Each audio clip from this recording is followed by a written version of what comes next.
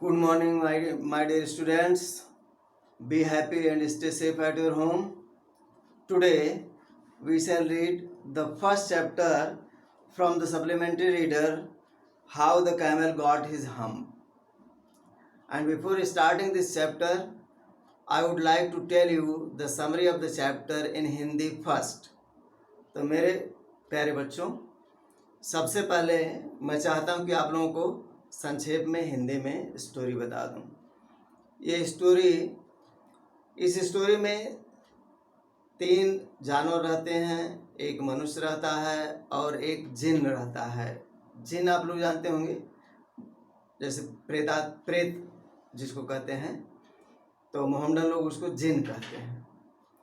और जिन जो है वो रेगिस्तान का मालिक होता है, स्वामी होता है। और जब ये संसार आरंभ हुआ तो जानवर लोग मनुष्यों के लिए काम करते थे, मनुष्यों की सेवा करते थे, जिसमें घोड़ा है।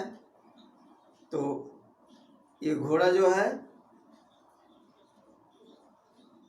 ये अपने मालिक के लिए, जहाँ भी मालिक कहते हैं या जिन जहाँ भी वो आदमी जहाँ कहता है वहाँ ही जाता है। एक कुत्ता है, कुत्ता जो है ये लकड़ी को अपने मुंह में दाब करके ले आता है। ये सब उस जो आदमी है उसका आदेश है। तो कुत्ता जो है उस मनुष्य के कहने का पालन करता है। कुत्ते को काम मिला है कि लकड़ी लेकर के आए, घोड़े को काम मिला है जहाँ कहें वहाँ जाए, और एक बैल है, ये जो है इसको काम मिला है कि खेत जोते। तो ये तीनों जो है जाते हैं। एक ऊँट रहता है, ऊँट रेगिस्तान के बीच में रहता है और वहीं बैठा रहता है, कुछ काम नहीं करता है। तो घोड़ा जाता है, उससे कहता है कि चलिए हमारे साथ चलिए, कुछ काम करिए। वो कहता है हम्प, इसके अलावा कुछ नहीं कहता है। घोड़ा चला आता है, मनुष्य बताता है। फिर उसके बाद कुत्ता जाता है, कुत्ता उससे कहता है कि चलिए मेरे साथ कुछ ले आइए, जैसे मैं लकड़ी ले आ रहा हूँ इसी तरह से आप भी कुछ लकड़ी ले आइए। वो बोलता है हम्प, और कुत्ता भी लौट कर चला आता है।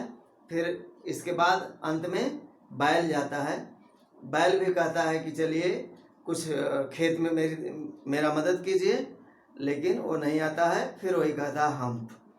तीनों आकर के जब उस मनुष्य से कहते हैं कि वो नहीं आएगा, तो मनुष्य जो है कहता है कि जाने दो, कोई बात नहीं, नहीं आएगा तो तुम लोग जो है अब थोड़ा सा एक्स्ट्रा काम करो। और इस बात पर तीनों नाराज हो जाते हैं।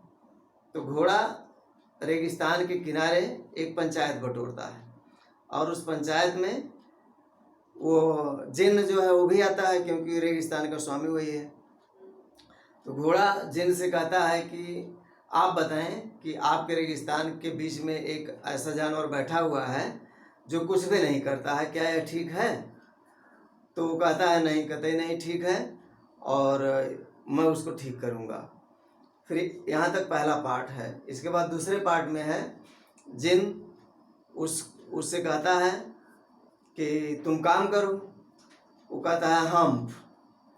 तो फिर जिन गुस्सा आ जाता है और उसके पीठ पर एक कुबड़ निकाल देता है, छोटी सी कुबड़। उसके बाद जब उसे पता चलता है तो वो जाता है, एक तालाब रहता है, तालाब में अपने चित्र को, अपने प्रतिबिंब को देखता है। और फिर जो है जिन कहता है कि अभी भी तुम्हारे पास समय है, और तुमसे पहले मंडे से लेकर के और वेंसडे तक लोगों ने 3 दिन तक लगातार काम किया, तुम कुछ नहीं किए, इसलिए तुम जाओ और काम करो, 3 दिन का काम तुम्हें करना होगा। वो बोलता है हम्प। उसके बाद उसका कुबड़ और बड़ा हो जाता है।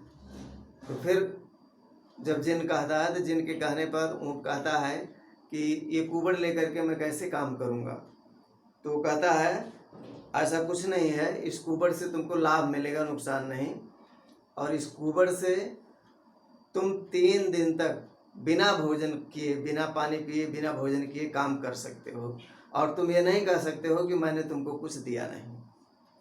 और इस प्रकार से यहाँ पर कहानी समाप्त होती है। तो my dear students, first of all I told you the summary of this lesson in Hindi, And now we shall study the summary of this lesson in English.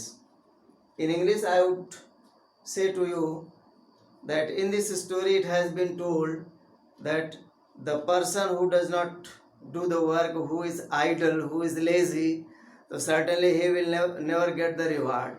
He will be punished. In this story you have seen the horse was not punished, the dog was not punished, nor the ox was punished, but only the camel was punished. Why? Because the camel was doing nothing, and he was a lazy animal, he was an idle animal, and that is why the jinn punished him with the hump on his back. And the other thing is that associated with this camel, that he never learned how to behave with others, because all the time he was living alone in the middle of the desert, and he could not know the manner to behave with others.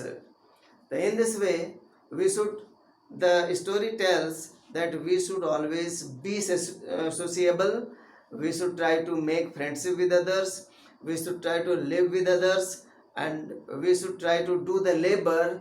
Only then we shall be rewarded, otherwise we shall be punished. This is the summary of this chapter, my dear students. So read this chapter, and I will send the question answer to you in the photo.